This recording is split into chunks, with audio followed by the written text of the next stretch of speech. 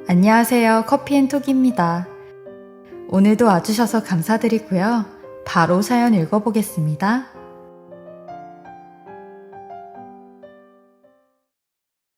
안녕하세요. 저는 30대 중반으로 4년차 신혼생활을 이어가고 있는 사람입니다. 솔직히 저희 둘의 연애에는 4년 동안 아무런 문제가 없었어요. 꽤 오랜 시간 동안 만나도 제 남편에 대한 확신을 초반부터 갖게 됐죠. 재미로 우리 두 사람 사주를 봐도 둘이 천생연분이다. 어쩌면 이렇게 잘 만났어. 둘은 딱 배필 만난 거야. 운명이 될 사람이 서로 알아보고 만난 거니까 결혼 서둘러서 해요. 서로 다 보완이 돼. 할 정도로 저희는 정말 쿵짝이 잘 맞는 사이였어요. 저희 둘도 서로가 너무 좋았지만 될 사람은 정말 되려는 건지 각자 집안에서도 서로를 너무 좋게 봐주셨죠. 유일하게 저희에게 어려웠던 건 각자 돈을 모으는 것 뿐이었어요. 각자 넉넉하지 않았던 형편상 남편과 제가 약속한 것이 부족해도 우리 힘으로 해보자. 서로 조금씩 모아서 우리 힘으로 집도 마련하고 부모님께는 손 벌리지 말고 우리 손으로. 알았지? 시간 더 걸리더라도 그렇게 하자, 오빠. 나는 너만 있으면 원룸에서 시작해도 행복할 것 같다. 그럼 갚아나가는 재미로 지내면 돼. 우리 둘이 모으면 금방 할 거야. 나 믿지? 어떤 순간엔 아빠 같고 든든한 오빠 같고 누구보다 저와 이야기가 잘 통하는 친구까지도 다 되는 남편이었죠. 그래서 지금 제 남편을 만나고선 친구들까지 다 정리해도 허전하지 않을 정도였어요. 얼마나 저를 잘 이해해줬냐면 안 되겠다. 오늘 우리 바다 가자. 응? 갑자기 무슨 바다야? 네 얼굴이 시원한 걸 봐야 마음이 트인데 내가 이미 다 봤어. 오늘 강원도를 밟습니다. 나라만 오세요. 제 찡그리는 얼굴 하나만 봐도 감정을 금방 읽어서 어떤 순간에는 저보다 저 자신을 더 잘하는 것 같더라고요. 남편을 만난 뒤론 주변에 어떤 사람도 필요하지 않을 만큼 제 감정에 든든한 기둥이 되어주곤 했습니다. 그리고 우리의 4년이란 시간은 결혼 자금을 준비하기 위한 시간이었죠.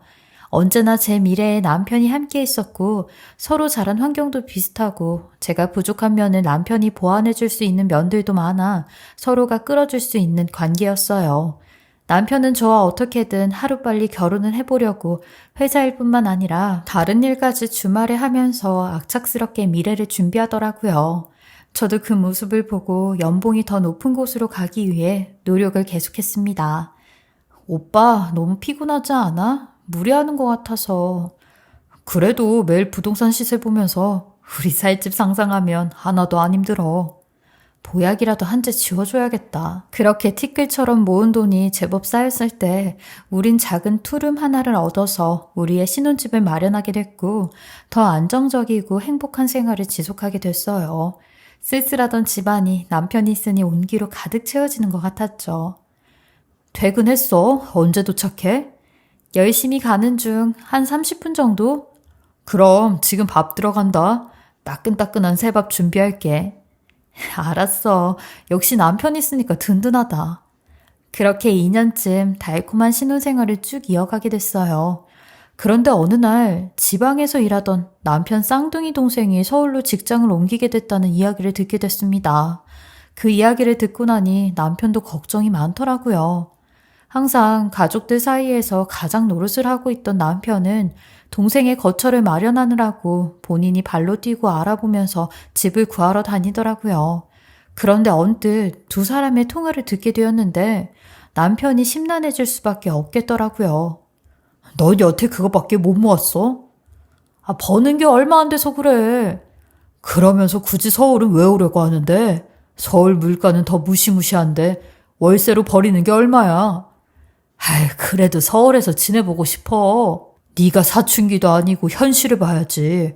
솔직히 너 오면 부모님도 거기 혼자 계시는 거잖아. 이 돈으로는 어디 작은 집 하나도 못 얻어. 형은 왜 서울에서 일하고 나는 안 돼? 내 말은 그 뜻이 아니잖아. 모르겠다. 네 멋대로 해라. 남편은 제대로 잠도 못 이루고 몇 날 며칠을 집 보는데 정신이 없더라고요. 시동생도 그런 게 미리 자기 살 건 생각을 하고 계획을 세워야 하는데 그런 것도 없이 그냥 형에게 다 맡기려는 태도가 있더라고요. 전 그동안 사실 시동생과는 말도 몇 마디 나눠보지 못했었고, 말수도 별로 없는 성격이라서 계속 어색하게만 지냈거든요. 그런데 당장 2주 뒤에 출근인 동생 집을 단돈 1,000만 원에 구해주려니 마음이 쓰일 수밖에 없죠. 사실 서울에 전 그 돈이면 월세를 엄청나게 내던지 지하나 옥탑에 살 수밖에 없는 금액이니까요. 아직 대출금 갚아야 되는데 여념이 없어서 동생 집까지 해주기에는 저희도 부담이 있었고요. 저한테 말도 안 하고 소갈이 하는 게 눈에 보여서 오늘도 집 보러 다녔어? 돈 개념이 없어 걔가. 그래서 월세 높은 집 살게 되면 돈도 안 모으고 살 것 같아서 그게 걱정이야. 그렇다고 이상한 집에 살게 하려니까 마음은 또 불편하고. 어머니도 걱정 많으시지. 그렇지. 갑자기 곁에 두고 막내처럼 키우던 아들이 아무 상의도 없이 서울로 오겠다고 하니까 섭섭하신 것 같아. 아직 도련님도 너무 젊은 나이잖아. 아직 하고 싶은 거 한창 많을 테니까 이런 경험도 필요해. 당신이 나보다 낫네. 나는 약간 밉다. 여보, 그럼 우리 집에서 같이 지내는 거 어때? 이 집에서 3명 살게 되면 답답할 거야. 집 구하기 전까지만 같이 지내보지 뭐. 오빠는 그 말을 왜 못해. 내 눈치만 보고. 미안해서 그렇지. 부부잖아 우리. 도련님도 내 가족이고.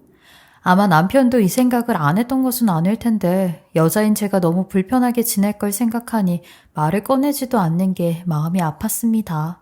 가족들 사이에서도 가장이고 저와 꾸린 가정에서도 누구보다 큰 책임감으로 끌고 가는 모습을 보면서 얼마나 어깨가 무거울까 하는 생각이 들었어요. 그럴 때 저에게 기대도 좋을 텐데 그런 내색 안 하려는 모습을 보면 더 측은했습니다. 새벽마다 혼자 일어나서 부동산 시세를 체크하고 퇴근길에 발로 뛰며 집을 알아보는 것도 전적으로 다 남편의 일이 됐더군요. 그래도 남편의 고마움을 시동생에게 갚아야겠다는 생각으로 편하게 지내다 갈 수 있도록 해주기로 마음을 먹었죠. 이 기회에 시동생하고도 마음을 터놓고 지내면 좋잖아요. 어색했던 관계도 편해질 수 있도록 동생이라고 생각하며 지내보기로 했습니다. 시댁에서도 적잖이 놀란 눈치였죠.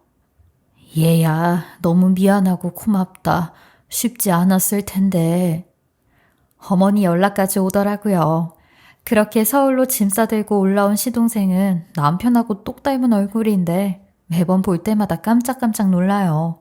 처음 본 것도 아닌데 두 남자 얼굴이 헷갈릴 정도로 비슷해서 묘한 기분이 들 때가 있더라고요. 고작 다른 점이라곤 귀 크기가 조금 더 크고 작은 것밖에 없고 작은 점 위치 같은 걸로 파악하기도 어려운 정도였어요. 스타일이나 분위기도 비슷해서 같은 행동을 할 때는 더 소름 돋는 면도 있었죠. 몇 년 만에 만났던 시동생은 전과 다르게 사회생활이 는 탓인지 싹싹해졌더라고요. 그리고 남편은 결혼 전 했던 일을 다시 시작하게 됐어요. 그걸 아는지 모르는지 막내처럼 철부지르고는 시동생은 서울 생활에 푹 빠진 눈치였어요. 남편 고생을 시켜서 야속한 느낌도 있었지만 싹싹하게 저에게 잘하는 시동생 모습을 보니 기분 좋아질 때도 있더라고요. 남편은 다시 시작한 일로 저는 시동생과 단 둘이 보내는 시간이 많아졌는데 형수님, 오늘 만나서 외식할까요? 저 오늘 월급날이잖아요. 고기 먹어요. 제가 사드릴게요. 고깃집에서 만난 시동생은 가방에서 웬 작은 선물 상자를 하나 꺼내며 저에게 건네더라고요. 이거 선물이에요. 잘 먹여주고 재워주셔서 감사해요. 무슨 선물까지. 이거 비싼 거 아니죠? 형 알면 저축하라고 잔소리할 게 뻔한데 그래도 좋은 거 사드리고 싶어서 조금 무리했어요. 둘만의 비밀? 어떻게 알았는지 취향에 맞는 목걸이를 사왔더라고요. 가끔 블라우스 입을 때 목이 허전해 보이더라고요. 그런 것도 다 봤어요. 형수님 목선이 되게 이쁘잖아요. 생각도 못했는데 고마워요. 이번 한 번만 받을게요. 옛날부터 궁금했는데 형하고는 언제 결혼 결심했어요? 처음부터 되게 좋았어요. 이야기도 잘 통하고.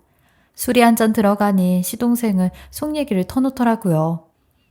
나는 되게 힘들었어요. 형한테 엄청나게 비교당했거든요.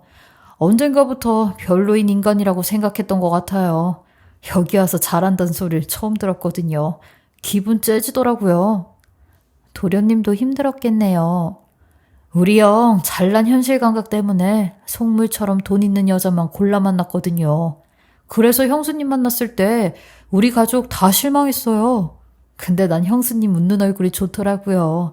그 사진 속 얼굴이 솔직히 딱 내 이상형이었어요. 그날 시동생이 말한 이야기는 취중진담이었는지 몰라도 전 처음 듣는 이야기였습니다. 저 만날 때 남편이 만났던 여자가 몇 있었다고 듣긴 했는데 그게 다 돈이 기준일 거라고는 생각도 못 했거든요. 그리고 가족들 반대도 처음 들었던 이야기라 모든 것이 다르게 보이기 시작했습니다. 워낙에 아들 의견에 거스를 줄 모르는 착한 부모님이라서 속으로는 아니었더라도 겉으론 내색하진 않을 분들이었으니까요. 전 남편에게 처음 갖는 찝찝한 마음을 갖게 됐습니다. 그런 이야기를 어느 날은 들어야겠다고 생각했어요. 그런데 늦게까지 일을 마치고 돌아온 남편은 잔뜩 예민해져선 집골이 왜 이래? 아, 나도 오늘 야근하고 금방 왔어. 피곤하지? 쟤는 왜 손 하나 까딱도 안 해? 오늘 도련님 회식 있어. 회식? 그런 걸 왜 가? 누구는 몸이 부서져라 일하고 돈벌레 식충이들 먹여 살리느라 미치겠다 정말. 왜 말을 그렇게 해?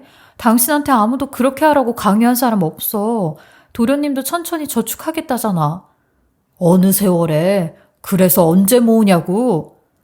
왜 이렇게 돈돈하면서 살아 사람이? 우리 중에 누구라도 여유 있는 사람 있어? 위기 오면 서로 살려줄 수 있는 사람 있냐고. 당신 집안이나 우리 집안이나 다 끝장나. 버둥거리고 살지도 못한다고. 그래서 내가 믿구나. 식충이로 보이고. 현실이 그렇단 거잖아.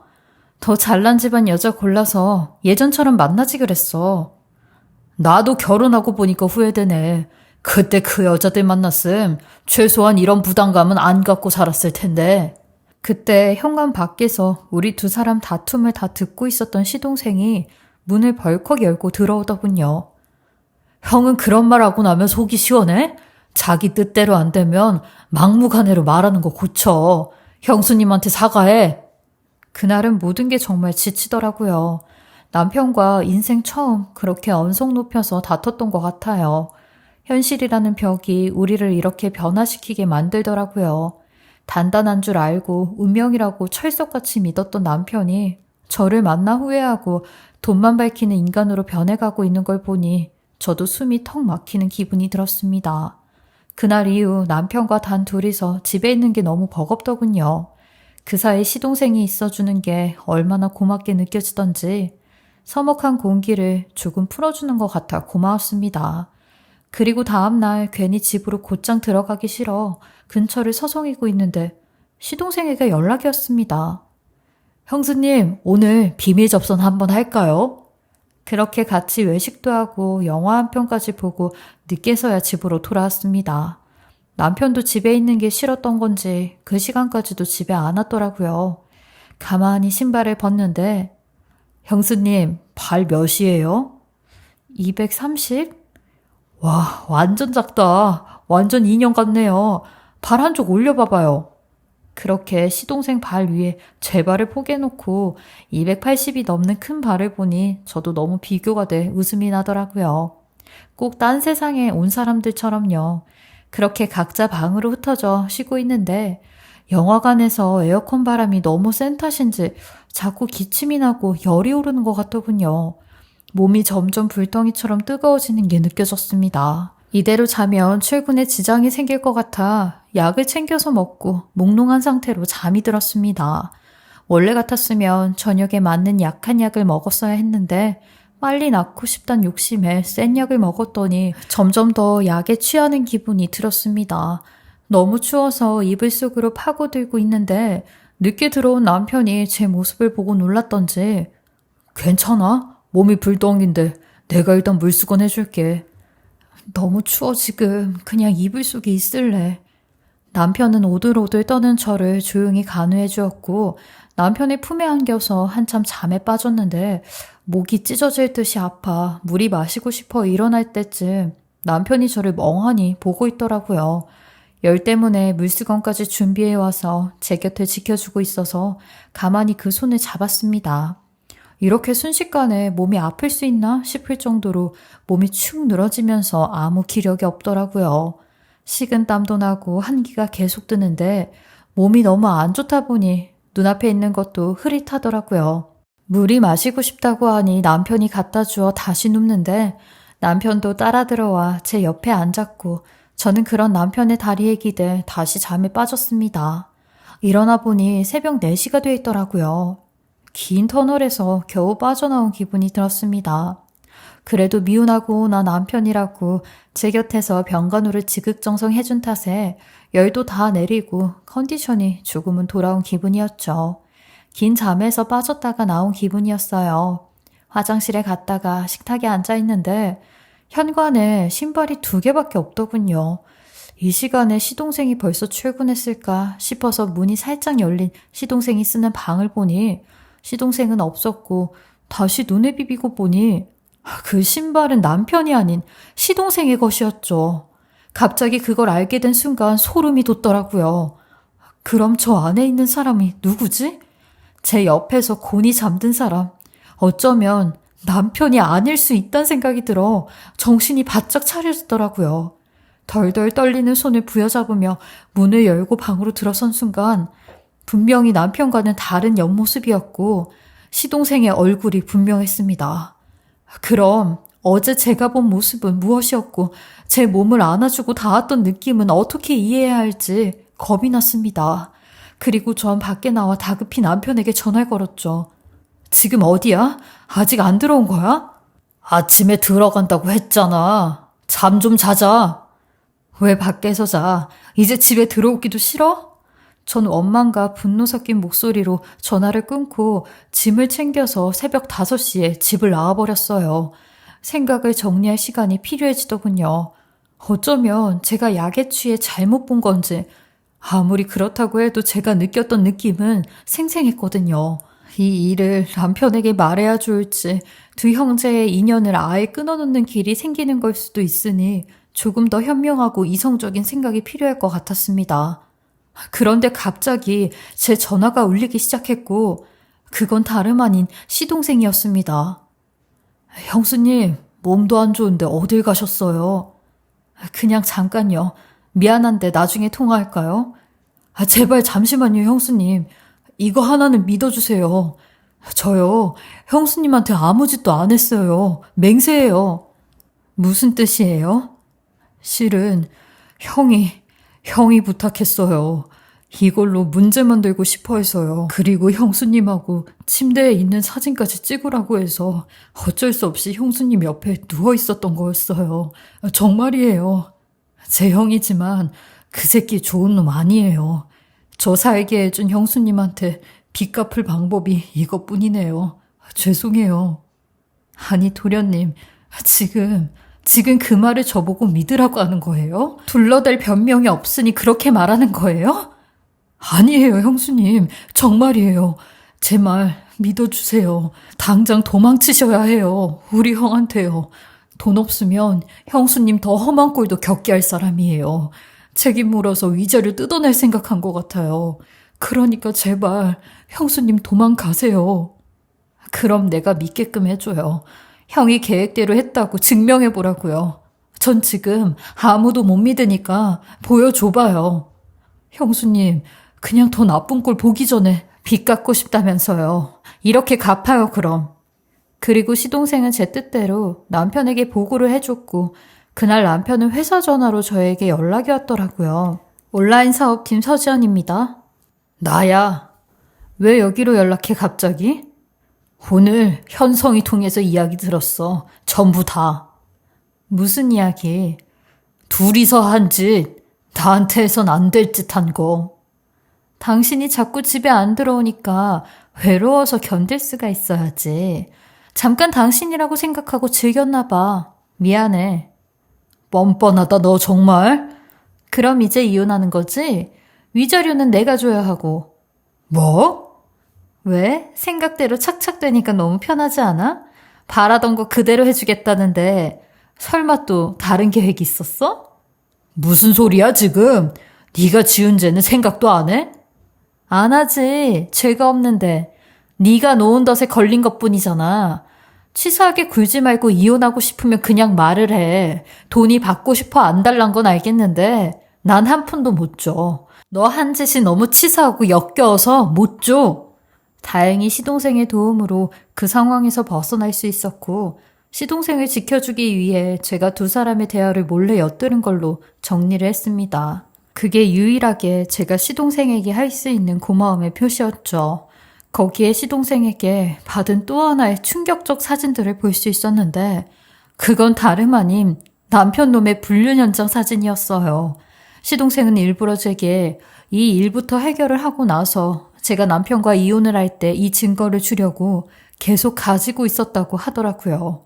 알고 보니 남편 놈은 매일 밤마다 파트타임으로 일을 다닌 게 아니라 전에 만났었던 돈 많은 여자와 함께 밤을 보냈던 거고 그 여자로부터 용돈까지 받아가며 추잡한 짓은 다 하고 다녔더라고요. 그리고 저는 바보같이 단 한 번도 이런 남편을 의심해 본 적이 없었는데 실제로 남편이 월급을 받아오니 이렇게 뒤에서 딴짓을 할 거라곤 상상도 못했어요. 시동생은 워낙 남편을 30년 넘게 알고 지냈으니 저보다 더 잘 알았고 이런 남편이 의심스러워 저 대신 남편의 뒤를 캐고 다닌 거였죠. 연애 4년, 결혼 4년을 함께 했는데도 이 사람의 시커먼 속은 아예 모르고 있었다는 게 너무나도 충격적이었고 제 자신한테도 한없이 실망스러웠습니다. 저희 엄마는 이런 제게 위로의 말을 해주셨는데 30년이 넘게 같이 산 부부들도 속속들이 속을 다 알진 못하는데 평생 그런 인간하고 살 뻔한 거 8년으로 끝냈다고 생각해 라고 하시더라고요. 저는 시동생으로부터 받은 증거 사진을 토대로 남편 놈이 그 여자와 함께 불륜을 하는 장면을 2달에 걸쳐 하나씩 모았고 결정적인 때에 현장을 덮쳤어요. 아주 빼도 박도 못하는 순간이었고 되려 남편 놈이 저한테 위자료랑 재산 분할까지 다 해줘야 되는 상황이었죠. 돈 많은 여자 앞에서 아주 한 마리의 개처럼 꼬리를 살랑살랑 흔들고 있던 남편 놈의 모습이 아직까지도 잊혀지지 않는데 그런 남편 놈에게 이혼 소송 걸어서 끝까지 갈 테니까 재산 분할이랑 위자료 두둑하게 준비해둬라. 그리고 네 전 여친 상간녀한테도 소장 보낸다고 말해줘. 물론 그 여자한텐 그깟 위자료 몇 푼 돈도 아니라고 할 테지만 상간녀 소송 판결문으로 아주 개망신 줄 거야. 그리고 그 여자 가족한테도 보낼 거고 니네 회사에도 보낼 거야. 라고 하니 남편 놈 갑자기 제 앞에서 숨이 안 쉬어진다고 공황장애가 온 것 같다고 생쇼를 하는데 진짜 놀고 앉아있더라고요. 아주 가증스러웠어요. 시동생은 이런 제게 현명한 판단을 하셨다고 하였고 이제라도 형의 모습을 낱낱이 알게 되어 정말 다행이라고 하더라고요. 그날 제가 시동생에게 받은 반짝이는 목걸이 말고 우리 두 사람 사이엔 하나의 비밀이 더 늘어난 셈이었어요. 정말 빚을 갚고 싶다던 시동생의 그 말은 사실이었고 속상한 마음이 삐져나와 절 향해서 도망치라고 제발 가라면서 말하던 그 목소리가 잊혀지지 않더라고요. 그날 이후로 전 평생 운명이라고 믿으며 살았던 남자에게 큰 배신감을 받고 한순간에 적으로 돌아서서 싸울 준비를 시작하게 됐습니다.